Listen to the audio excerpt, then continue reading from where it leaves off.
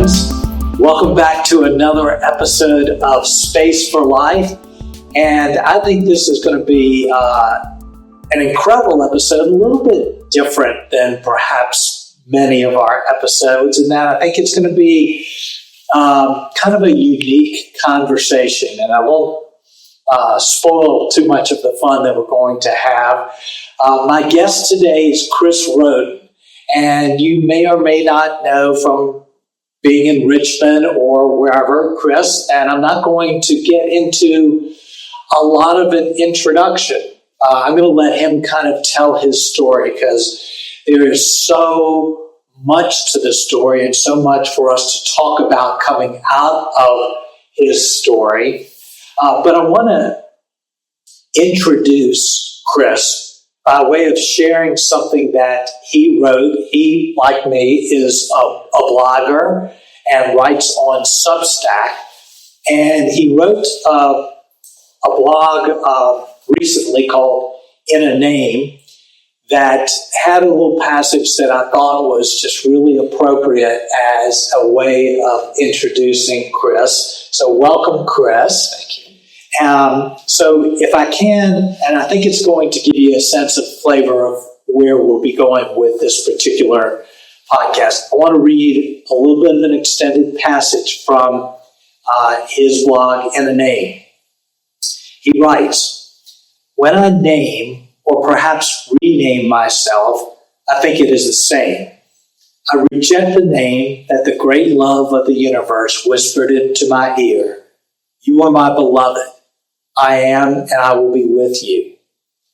And in my rejection of that name, I work so hard to cover up my imagined inadequacy by doing and doing rather than simply being. How often I introduce myself as career naval officer, former math professor, caregiver, and or counselor. I even wonder if I don't wear the name brain cancer patient with a certain degree of pride. I grasp for anything I can find to cover up my bald spots, to convince others, to convince myself that I am accomplished, interesting, worthy of their love, and worthy of my own love. I, at best, forget, and at worst, reject the name that the great love of the universe already bestowed on me.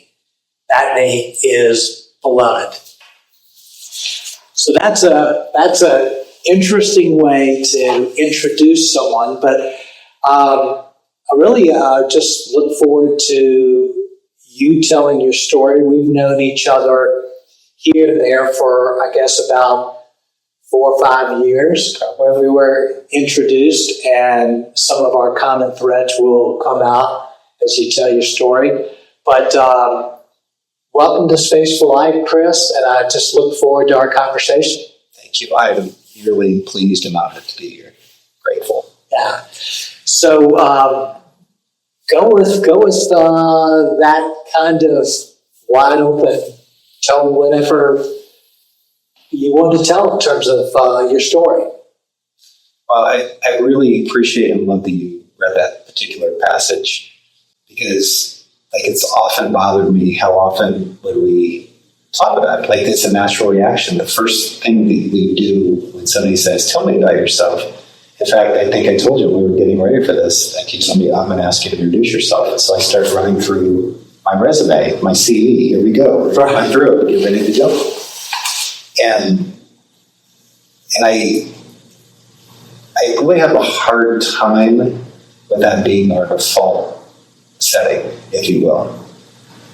This idea that we are what we do, or we are what we think, or we are what we believe, or we are what accomplishments we've done, and how shallow and kind of, not unimportant. I don't want to belittle accomplishments and things that people work hard for and work hard to do.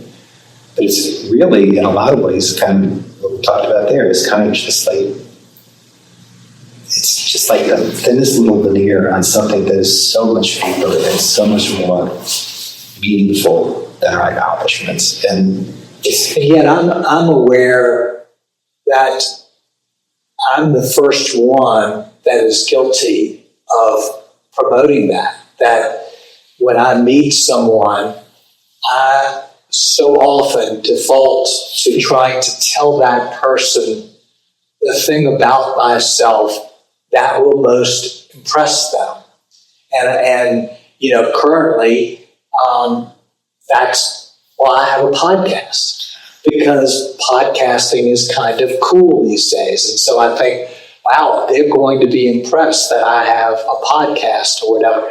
And so I naturally actually draw people into the very fault, in a sense, that you're saying. But if I can, I don't know that we have a language for the other part of that. If you were to say to me, tell me about yourself, and I looked you in the eye and said, Tommy, I'm God's beloved child, and God walks with me every day. You may be able to accept that, but there are not many people in the world who have the receptors to hear that. That's just not a language that we speak. Yeah, right. But I also think it's the most meaningful part of us. There's how do we top that? Tommy, you're God's beloved, and God is with you. That's the promise, and He keeps His promise, and He's with you all the time. You say it to somebody, and they're going to go, yeah, she's fine. And I think it's probably true for a lot of people. We just long for a way to talk about that, or long for a way to share that with people. And we don't know how. I don't think we know how. And so that's the, at one point you said, talking about the blog. The blog is, I don't have to play by anybody else's rules. I can just do whatever I want to do in there. And that even sounds wrong, but I can say these things. And if you don't have the receptors for it, that's okay. Maybe a seed gets planted, maybe you come back at some point, maybe you never do. The result is not the point. The part of it is, that's who we are, and how do we talk about who we are? Yeah, and that's difficult. It's even difficult as I ask you to share your story. It's kind of I share my story around the things that I've done, the places I've been, and how do I even escape from this trap of my story being about what I've done and what I've accomplished. So we're in this tension of this truth, and yet this world and this story. So I guess with all of that, by way of context, so people can understand the rest of the conversation we'll have. Your story is really varied. I'll talk about being a naval officer and a math teacher and things like that, and yet, you think very differently from that, and that's kind of also true with me. I've run companies all my life, and I have the finances of the companies, and that doesn't seem to jive with the things I do. So I resonate with some of the weirdness of the story and the reality. And also, what you just said resonates with me, and this is the idea of, we do live in time.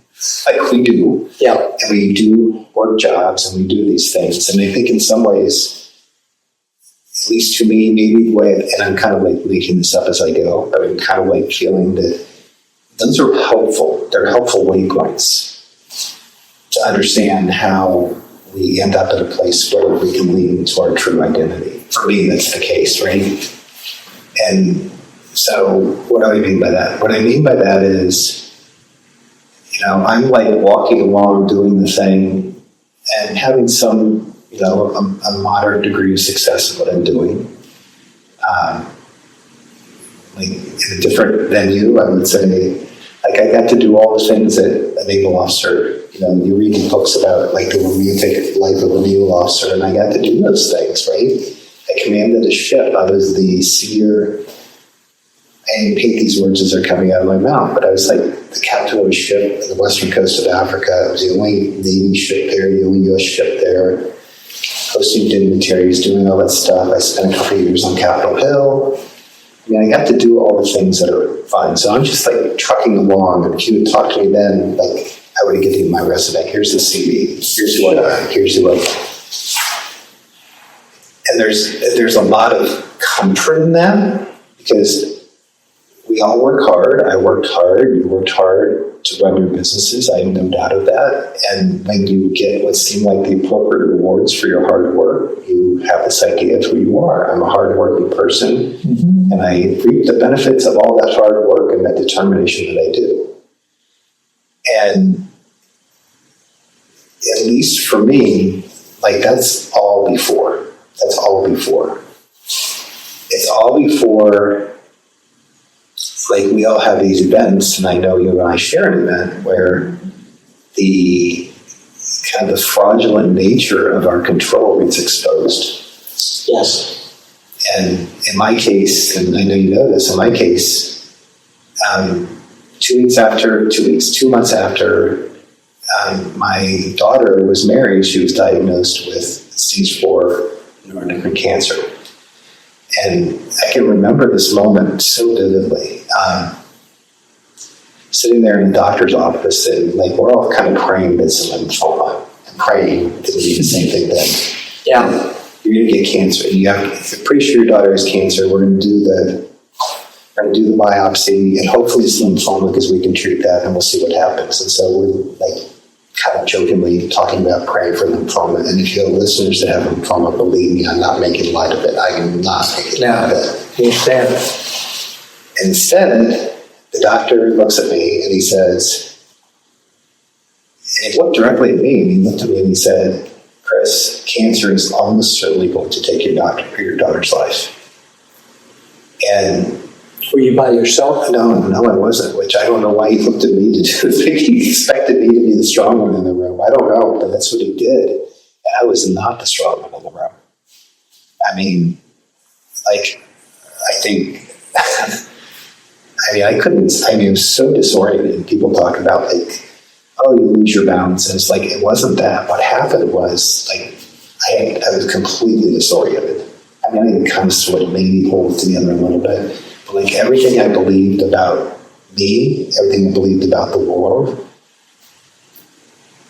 to say it was upside down doesn't even make sense, because that even implies there's a certain orientation. I was completely disoriented. Like, your child does not die before you. That's just not the way it works. You've done the right things. Good things are supposed to happen to you. And you realize that that's just not the truth. It's just not the way it works. And so, I'm going to skip through a lot of stuff, and we can go back and fill in whatever holes you want to fill in. But I don't think you have any choice but to kind of take a step back and reconsider the way you view the world. Absolutely. You can't. It disrupts everything that you believe. Even if you would not have overtly said those things, I would have never overtly said that if you do the right things, then you'll get the right results. And I never believed life was that simple. But deep down, I believed life was that simple, and that because I had done the right things, because my daughter had done the right things, that we were, in some senses, immune from something really difficult. And when that happened, which was almost identical to your situation, Karen went in, met with the doctor, who said she has lymphoma. We brought her home thinking she had lymphoma, did a CT scan, and they said, no, it's kidney cancer. And the doctor told me first it's eerily similar to what you described. And I think for us also, there was a dividing line in life. It was life before that day, and then life after that day. Everything kind of seems to fall into a category of before or after. Anyway, that's my. I honestly, Tommy, I appreciate that so much. And I think you'll recognize this. Like, I even have a hard time sequencing things before and sequencing things after. Like, it was at 5 years or 10 years before Abby's diagnosis. And I can only say it was before. Mm-hmm. When did that happen? After Abby's death. And I go, well, it happened after. That's what I know. I mean, to ask me to put things in a linear order after that, I just couldn't. I can't do it sometimes. Sure. A lot of times I can't do it. I just cannot do it. And in some senses, it almost doesn't feel like it matters. It doesn't matter. Yeah. Anyway, that's diving really deep, and I appreciate and that was how we got to know one another, is a very good common friend who's been on this podcast, David Dwight, introduced us, and we were right about 2 years further along from that journey than you. And so you and I sat down and had a cup of coffee to talk about, the really hard grief and stories that we shared. Right. So and I'm going to kind of echo back to some of the things we've talked about before. Like, when you come to this point where you have to make, you can't pretend anymore. You have to recognize that things have changed. Mm-hmm. And I think, and what do I mean by that? Like, I thought I had control. Like, my identity was in, I'm a good father. I protect, I provide, I do the right stuff. And the protection thing is huge. And I think you can probably relate to this. Like, what is my job as a father? The number one thing my job is to protect my family. Right. I do share that. And you realize that it's not really up to you. It's not up to you. And that's hard, because the first thought is, I failed. I failed to protect my daughter. And you take inventory of the things that have happened up to that point. Where did I skip off the track here and make them do that may have caused this? And there's something comforting about that, I think, the belief that we have that control. But then you realize it's just a fool's errand. You can't do that. Sure, you can go through, or I went through at some level, the gyrations of, was there something that I did to bring this on? Some place where I did something wrong that it's now coming around to. You go through all sorts of things, and I guess all of that's necessary to then finally come to grips with the conclusion that we're not in control. And I'm going to ask you a question. I think I know what to say. Like, in that kind of inventory that you take of your life, you kind of hope you find the thing that you did. Like, you don't want that responsibility, but you want to know that this is not just something that happened. You want to believe that there was something that you could do, and if you could do it differently, you could not have bad things happen to you again, right? I don't know if that makes any sense to you.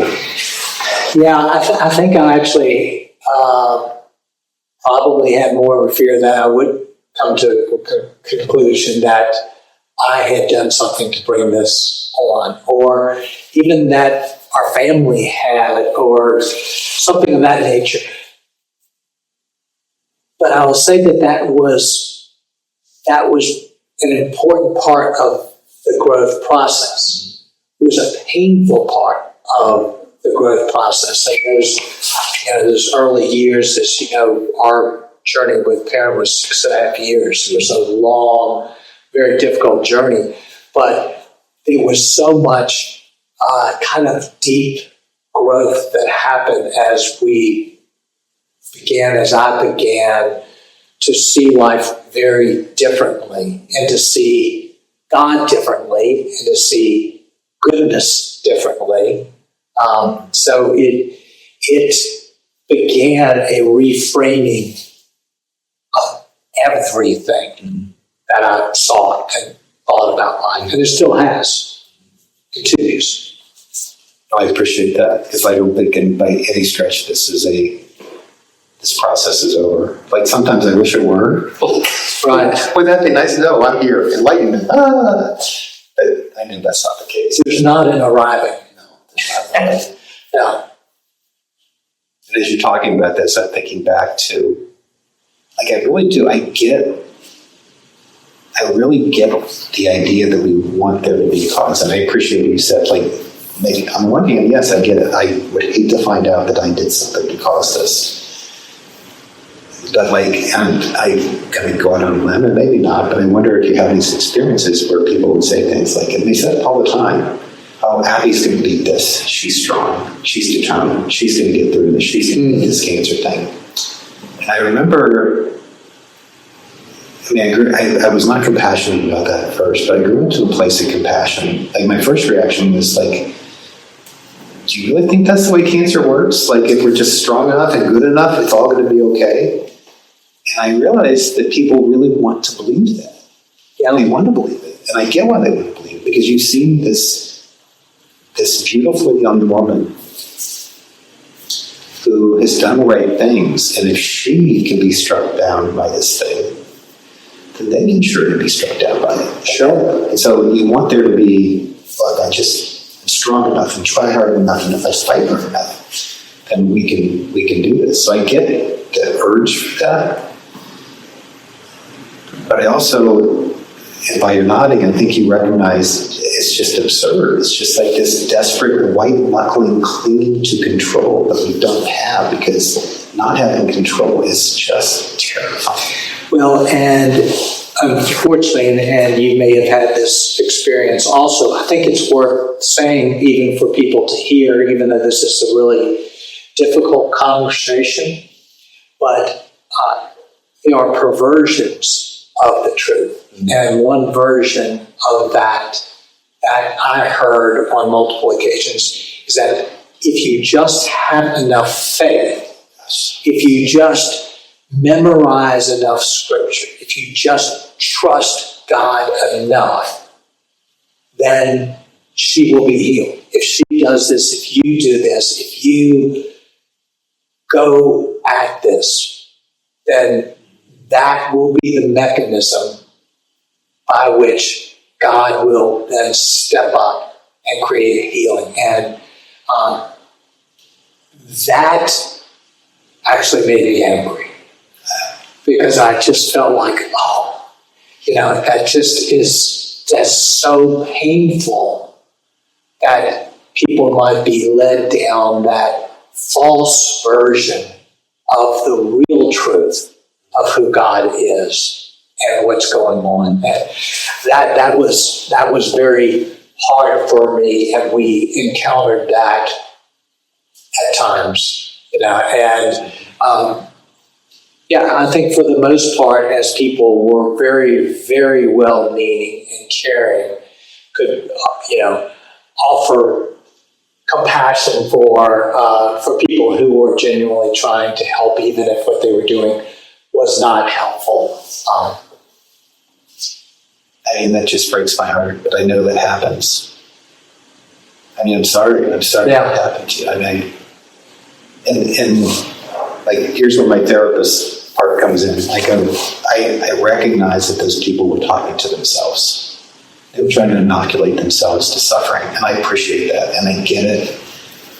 But man, so much damage, and I don't say that angrily. I don't say that in a confusing way. It's part of the deal. I get it.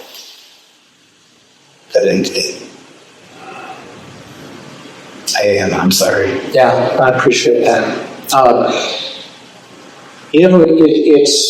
It's good for people to realize, and I think it's really good and helpful, and I think you would agree with this.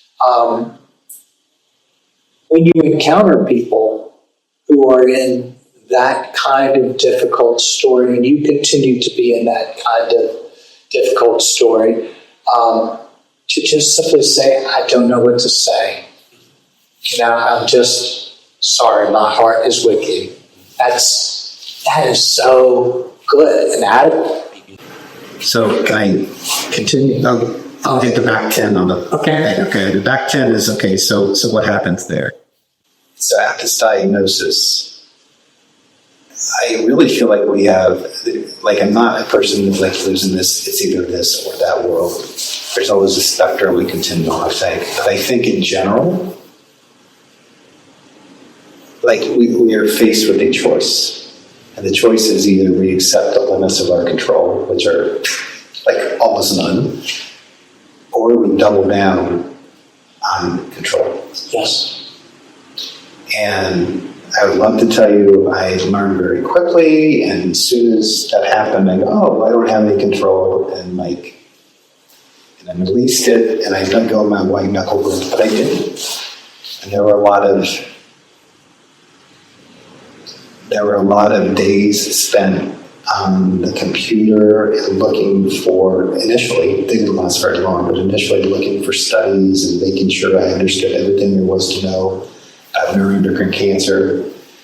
And like, I can control this. I just know enough. I can control this, and we can do the right things. And I can give my doctor a little assist, and we're going to be really good. And so I did that. And then in a series of things, mostly it was the wisdom of Abby, to be honest with you. She'd be like, Dad, we have a doctor. I want to spend my time living. I want to accept this gift. And these are probably not exactly her words, but kind of her words were, look, I've been given this gift of living today, and that's where I want to be. We have a team of doctors, let's let them be doctors. And like, I don't know where this 27-year-old woman got this wisdom, but it was stunning to me. She didn't get it from me. I mean, I know she didn't talk about her bias, children of our children teach us.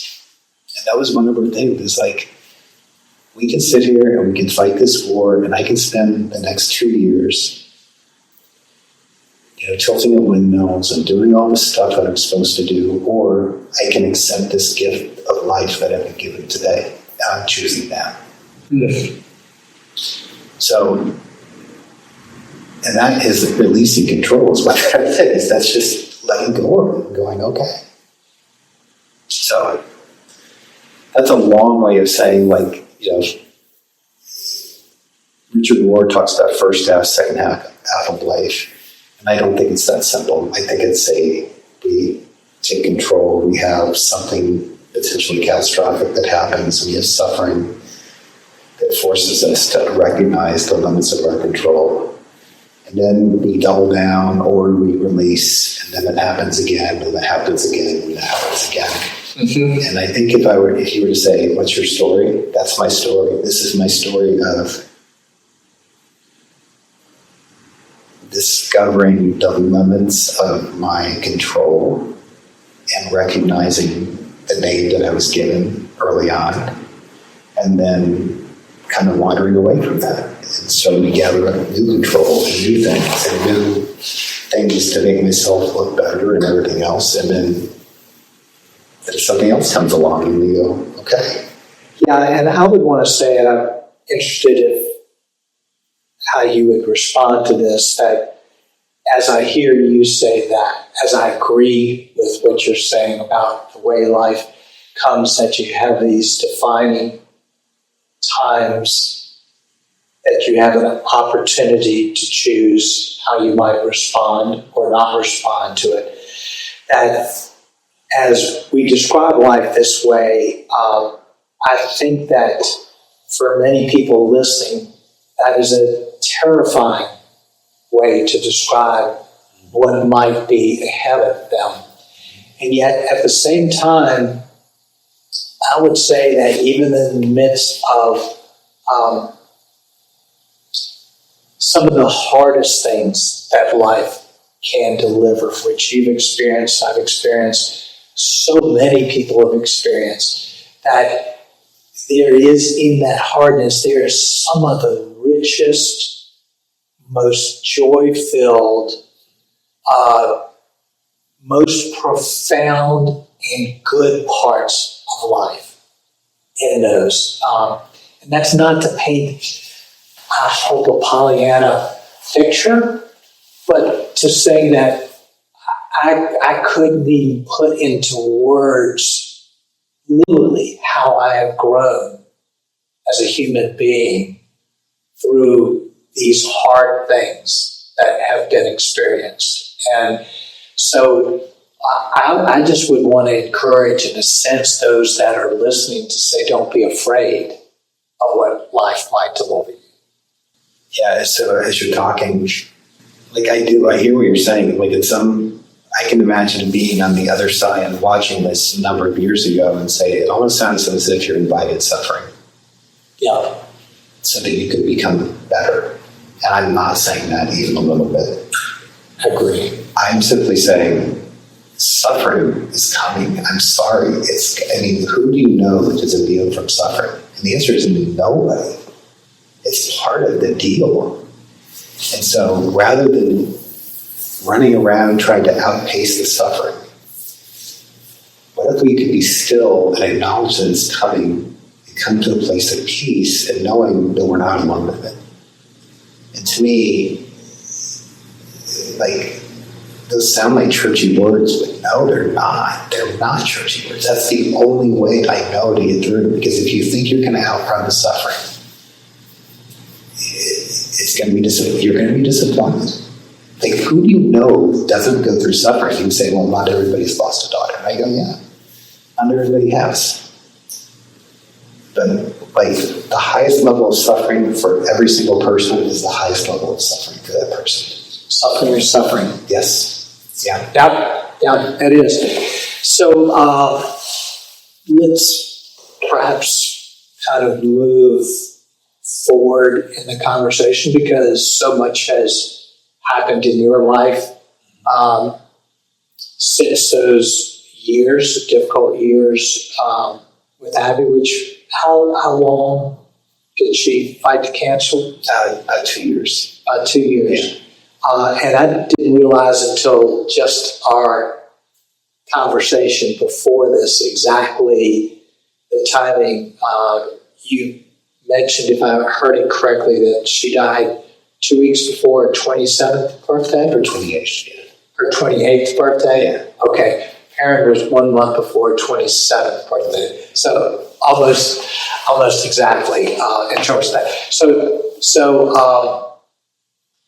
there's this after point after that. So tell us a little bit about since those days, because you've made career switches and you've had a lot of life events. Yeah. So I would say, like, again, it's so hard not to default back to, let me read you my resume since that date, and I don't want to do that. I really don't want to do that. But I will say some of the, like, again, we just use these as waypoints. Some of the waypoints were, I spent the summer walking.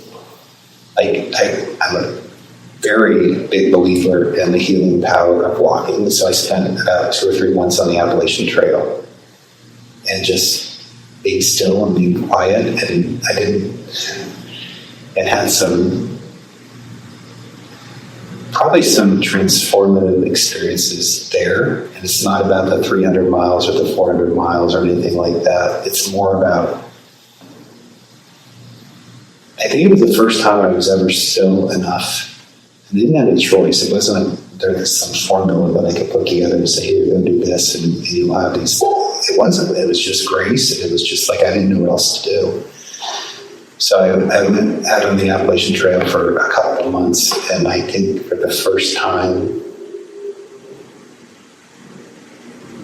aside from those fleeting moments, the first time you see the Grand Canyon, the first time you're in a storm at sea, the first time you see an eclipse, whatever. I mean, those moments are beautiful and vivid, and I have those memories like seared into my brain. Because I can spend an extended amount of time in creation. I really didn't set it that way at the time.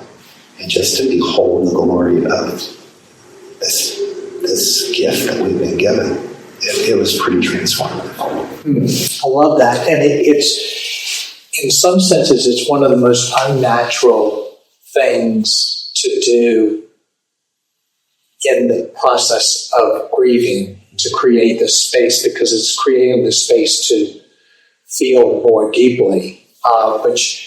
But I'm so with you on that, and that so much of what I've come to believe more and more deeply every year after every year is that life is to be found when we create space. And creating space in our culture is one of the most unnatural things to do, because our culture is so much about filling everything completely up with noise and distraction and stuff. And yet that experience for you, a natural experience of taking that time to walk. And I know for us, creating that space is really where healing, if you could call it that, happens. It's funny because I've been thinking a lot about this last couple of weeks. So, like Mary Oliver, I really love Mary Oliver. I really love her. But there's so many lines that you could pull out from her. She talks about one, and she says, I'm not going to get it exactly right, but it's in one of her poems. She talks about, I can't believe I'm not getting the right word, but she talks about paying attention is indeed the beginning of devotion. Paying attention or noticing. Maybe she doesn't notice it, or maybe, I don't know what word she uses, but the idea of being that when you stop and you're slow enough and still enough to really be with the person you're with, or be in the place that you are, fully and completely in that place, that's where devotion begins. And it's like these little throwaway lines that she and other people throw, that they say, that the depth of what she's saying is so true to me. I mean, it's just completely, that's truth. Yeah, but we sit here. So, I won't make it weird, but I feel when I look at you and I look at you in the eye, and I take the time to notice you, that's the beginning of real relationship to me. Mm-hmm. And it's not limited to people. I think we can have that same relationship with the creation. I think we can have that same relationship. I'm thinking my dog was in the hospital right now, with every creature. And what is creature? This conversation I had with a friend recently, everything has been created. And we can have that relationship if we take the time to stop and notice. And take the time and stop to notice. And so when you talk about making space, I'm yeah. And you talk about filling it with noise or this. I honestly think, Tommy, it's more sinister than that. We fill it with productivity. We fill it with accomplishments. If I'm not producing something, then I'm wasting my time. I don't know. I do know. But I was going to say, I don't know where we get that idea. I know exactly where we get that idea. And it's nonsense. Yeah, I just wrote a blog recently that was entitled Toxic Productivity. Oh gosh, yes. Yeah. Yeah. But you're right. And, we're wired, everybody that's listening to this, you, me, we're all wired differently. Mm-hmm. But I think for all of us, even if we're that type A, driven, and happiest without checking things off a list, we still can grow and move by simply making small steps to being people who pay attention more. Just pay attention at the dinner table. We just pay attention at some point, each day. And so we're not talking about something, in my mind, that's only for a select few who are wired to be contemplative people. I think we're talking about a direction of health for all of us, regardless of where we stand, as you say, on that spectrum of type A-ness or productivity or whatever else, that we all need to grow, and we all can grow, and there's so much life in growing and just paying attention. I think we talked about this a couple of weeks ago.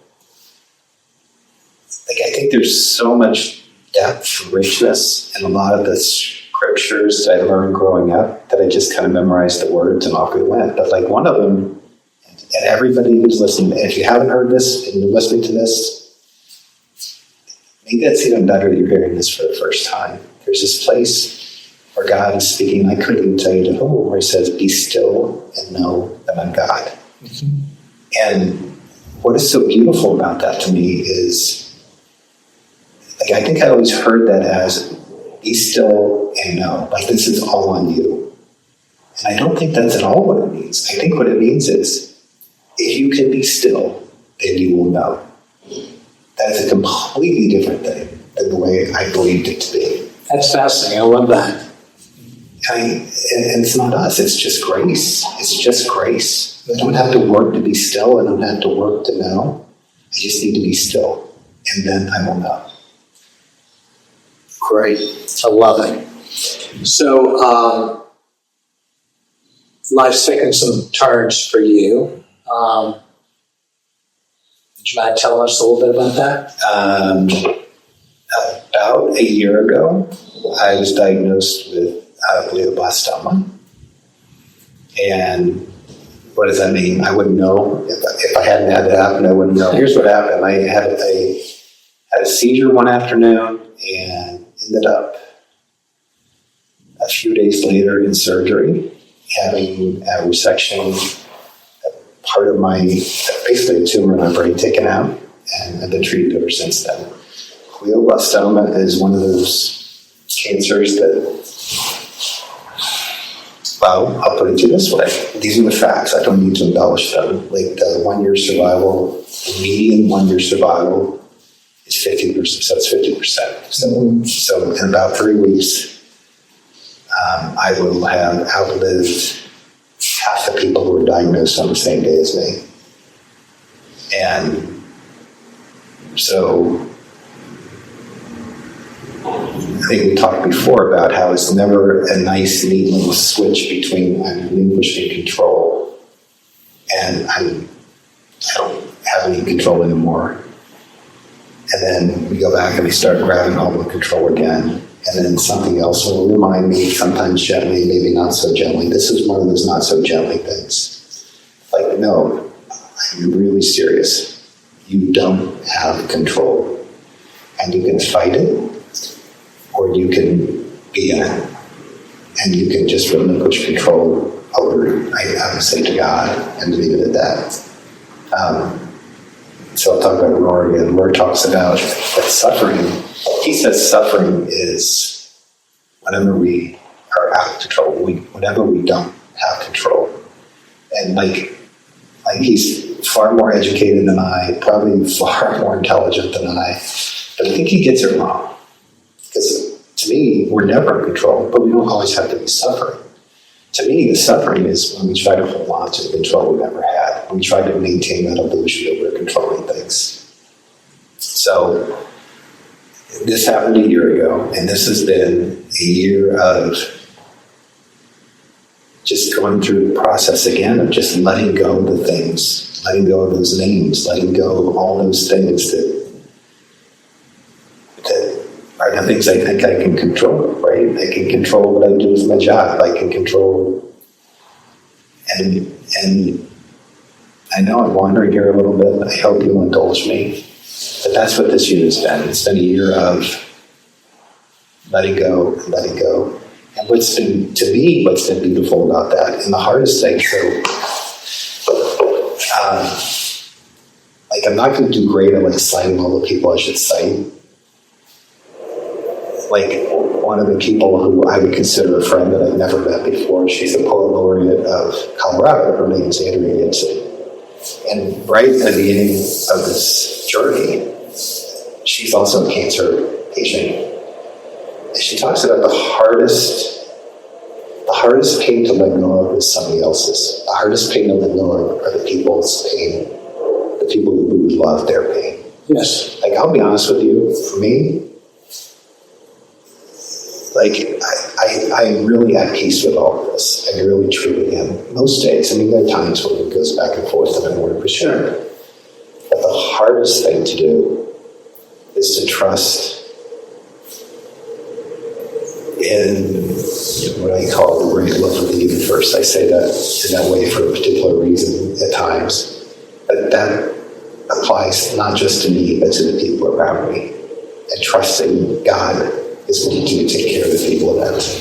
That's a hard thing to do. I really appreciate your saying that, because I've thought to myself that the pain that I experience from the suffering of those that I love, that I have experienced, that in particular ways I continue to experience, that to me feels so much more unbearable than any pain that I individually experience. And I've thought, is that really true, or am I just imagining this? And yet that's what I hear you saying, is that I can deal with my own stuff, so to speak. Just in a sense, I want to say, just leave my family alone.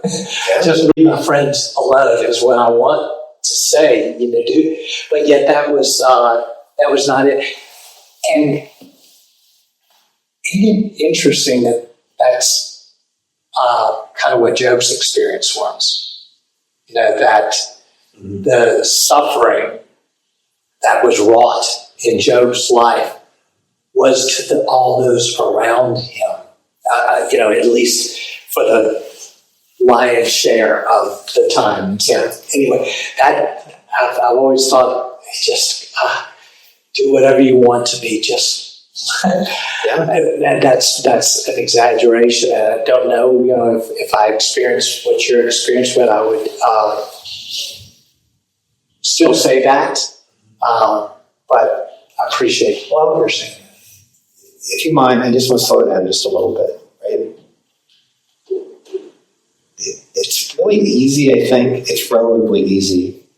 I'm going to say for me, and I'll let you decide if it applies to you. It's really easy for me to see and look back on things kind of with the benefit of hindsight. Right.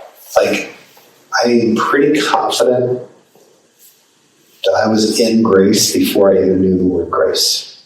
Mm-hmm. Like, the pastor of our church this week, Pete, talked about how you're God's beloved whether or not you believe it. Like, you don't have to believe it to be beloved. That's not the point. It's already done. And that resonates really deeply with me. This idea that I was in grace before I knew it. Like, God was in my life. I didn't have to recognize He was there. He was there. And it's easy to look back. And Buechner does this beautiful thing on memory, which I really, really love. That is what memory is about.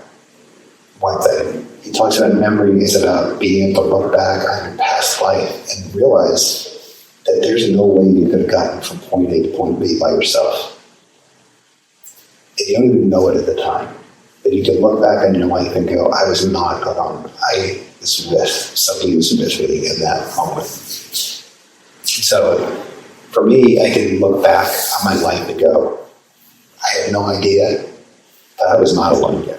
Mm-hmm. I wasn't even asking for it. It wasn't me. I didn't do anything. It was just grace, and it was there. It just showed up, and there it was. So in some respects, it's easier for myself, right? Because I have that experience. I have that lived experience that said grace and God have been there all along. Whether I knew it, whether I looked out, whether I said thank you, even if I said no, stay away. It didn't matter. Right. But I don't have that insight when it comes to the people around me. It's easier to trust for me. It's very true. Yeah. It's really hard for me to take that experience and go, well, that applies to them too. And I think there's something not right with me when I say that, but I think it's natural because we love those people and we want to protect. We want to make sure that they're okay. But in some ways, I feel like it's imperfect love, right? I agree. We feel that way because we do love. As you say, imperfectly, but we feel that pain, for others. So, that's Amazing. So you most days feel at peace with this really difficult place you're in. Oh, yeah, I do. One of the reasons why I appreciate you asking me to be on here, and I don't know if the people who read the blog are going to watch this, Rob, I have no idea. But like I can accept cancer even as a gift. And I know that sounds like terrible to people, but I can. And I think I'm repeating myself a little bit, but it started with you were not the productivity you thought you were. And I'm not pretending, and I'm not trying to suggest that God's turning the screwdriver on me, trying to make me suffer and bring me back to Him. I just categorically reject that idea. 100% agree. Of all of the things that I believed, maybe who I was, have kind of fallen away. And the things that your health, right? Your health. I am my body. I am as healthy as my body is. Or I am as intelligent as my brain allows me to be, or whatever the case may be, or I am as good as what my accomplishments are. All of these things just start kind of getting stripped away. And, somebody later will decide whether this is crazy talk or delusional, or if I'm listening in the dark, and maybe I am. I acknowledge that I might be. But this idea of having to face the fact that I think everybody, but me for sure, at some point and sometime soon, I'm not going to be able to hold on to what we say are the right beliefs. I'm not going to have any control over that. I'm not going to be able to think the right thoughts. I'm not going to be able to hold on to the right memories. I'm just not going to be able to. My brain is not going to be able to do that. I personally think that's in everybody's future. It just is. But to know that now, it sounds really weird to say, but there is a gift there. I don't have to fight so hard to get the right solution. And if you were to ask me, what's the biggest change in my belief and my faith over the course of the past year, it's that it's okay for me simply to be God's beloved. It's not contingent on me finding the right nugget, the right belief, the right this, the right that. It doesn't, yes, I want to. I want to know God. I want to know God better. I want to be with God. Knowing about God? No. Knowing God? 100%. And they're not the same thing. And I don't think I understood that until last year. The very culmination of the whole book of Job. Yeah. I knew about you, now I see you. Yeah. The whole culmination of that whole thing with no answers provided by God to why all of this had happened to Job. The culmination was, I knew about you, now I know you. Job is a complicated book to me, I have to be honest with you. But I really appreciate Job's honesty. This was in a post a couple weeks ago where Job goes, and I'd never seen this before, I'm in church, and so you hear this all the time, though he slay me, I will praise him. Yes, early on, yeah. But the rest of this verse is, and yet I'm going to tell him how angry I am at it. I'm going to defend myself to him. And I just love this idea of okay, got it, you're God, but listen, you got to listen to me too. And I'm yes, I understand that. Isn't that great, how real all of that is? Yes. Gosh, we've just touched on so many things. I feel like really just kind of touched on them. But I think that what I grasp from our conversation, what I grasp from what you experienced, is that there's still so much growth to be had. And often that growth happens in the harder moments of life. And it happens all the way through, and that there's still a lot.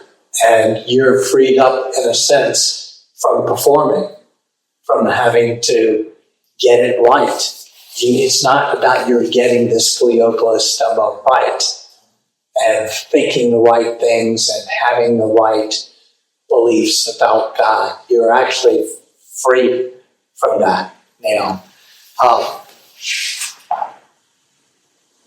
Let me ask this in a way I wrote down beforehand, just trying to think about this, because there are so few that have experienced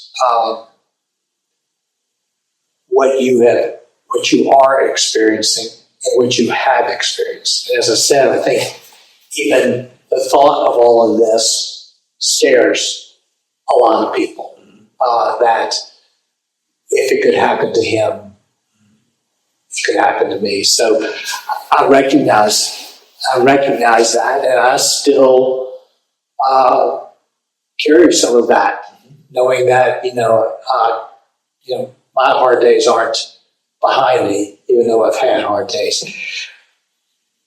But this is almost a possibly hard question, but what would you want to say to those who are living or who are listening to this, who maybe are not struggling, who are not suffering in the sense that we're talking about, that might be words that would be helpful? I don't know how much time we have, so I'm going to trust you to manage the time. So here's how I would respond to that.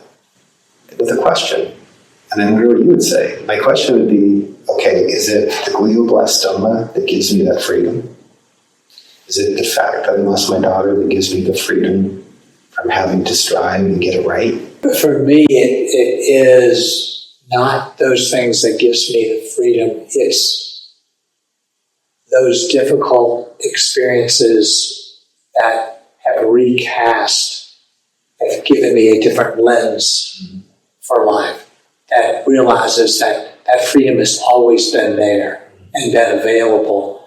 I simply was trapped, in a sense, in a way that I saw life, that those difficult experiences make that seem very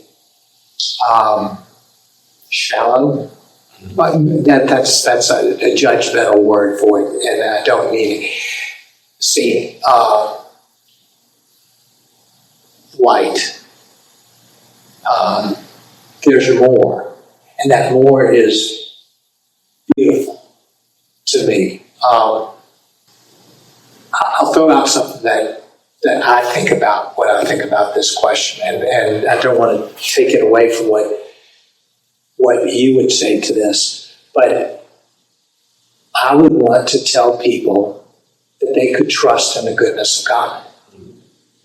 That even in the midst of some of the worst, that you can continue to trust in the goodness of God. And that won't make it easy, that makes suffering not suffering, that you can trust in the goodness of God. So I think the way I would answer the question is very similar.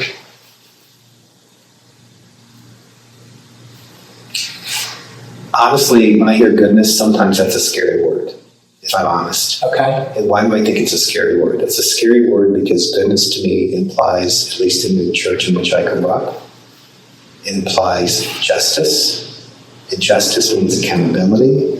And I'm not pushing back on any of those things, but that's what it needs to be good. And I think I want to say the word grace instead of goodness. I'm not trying to correct you. I'm not trying to do that. No, I understand that, yeah. It's trusting in God's grace. And I love this question. I just thought about this question today. It's the first time I ever thought about it, because for so many of us are asked it. But I think what it would be is how can I let you see through this lens? Because as soon as you see through this lens, you understand you already have that freedom. You're already beloved. It's already done. It doesn't depend on you picking the right beliefs out of this big smorgasbord of beliefs. It doesn't matter. God loves you. And He made you. He made you exactly as He wanted you to be. And it's done. You just have to accept it. and this freedom from having to get it right, you have that same freedom. I understand it's hard to see. I understand, like you talked about suffering. Like, to me, those beautiful moments of suffering is when you realize that all the things you used to worry about, they just fall away because they don't matter. And you have that very clear idea of what matters. But it takes a lens, and I'm really so respectful of where everybody is on their walk. And God is directing their paths. It's not to me to shortchange it or to short circuit it or to be at that. But there is this part of me that just wants to say, come and look through this lens because it's already been given to you. It's already been given to you. It's the gift. It's the gift. Yeah. Well, thank you. That's incredible. You use the word grace, and I think that is a great word. Goes along with goodness, goes along with kindness. I remember a story my brother told me when he was 25 years old. He went with a new friend that he met, and spent a year traveling around the world. He had the ability to do this, and I'll never forget, he tells me this story of meeting his pastor in New Zealand. It was just this wise man. And he described this scene with his pastor, he and his friend, 25 years old, sitting and looking out over the sea. And this pastor looked at the two of them and said, if for just one moment you could understand grace, everything would change. And my brother remembered that. It was like, I don't really have any idea what you're talking about, but I'm hearing something I need to pay attention to. And so I hear that as you say that. Yeah, I get a little emotional thinking that, to be honest with you. Mm-hmm. I have a friend who, I know we need to wrap up, but I have a friend who talks about, and I love that Susan Kroger says, somewhere in the Bible it says this, and it's God saying, oh Israel, I just long to gather you up, but you keep resisting. All I want, I know that to be true. That's what I know of grace. And if we go full circle back to the very beginning, like, give me your resume, your CV. What is all that stuff? That's like all the things like me trying to prove my worth. That it's okay for me to walk into God's arms. And none of this stuff matters. None of it. Thank you for this conversation. It's, both you and I talked beforehand that this particular podcast was maybe in some sense more difficult because we didn't really know exactly where we'd go. It wasn't, an obvious place, and I've really enjoyed just our conversation together. So thank you for that. I would love for us to offer the opportunity for those who are listening to be able to continue to follow you in this journey. And I love your blog that you write on Substack. And it's called With and Wonder. And so you can look it up. I'm sure you can just Google it and it'll take you to that. And people can subscribe and just follow the thoughts and the learnings of everything that you're going through, as imperfectly as it all is. Is that the best place? Yeah, I think so. Yeah, and I'll put the address for all of that in the show notes for anybody. But if you are not someone who looks at show notes, the blog is called With and Wonder. On Substack, yeah. On Substack. Yes. I mean, I don't know. Honestly, I think if you just Google With and Wonder, it may show up. I'm not even sure. That's right. I don't even know. Well, it's worth reading. You have a really engaging style to your writing, and a lot of depth with it, which I think doesn't surprise anybody who's been listening to this point. So thank you so much. I really appreciate this, and I look forward to continuing to stay connected. Yeah, Tommy, me too. I've really enjoyed this. I've really appreciated it. Thank you, everybody who's listening. This is a conversation I think is, I don't even need to say it's worth sharing. It's worth sharing with others who maybe are going through some difficult times, but I think it's actually worth sharing for people who are not necessarily going through hard times. This is the grace and the goodness that I think life is actually meant to be experienced. So thanks so much for listening, everyone, and we will be back next week.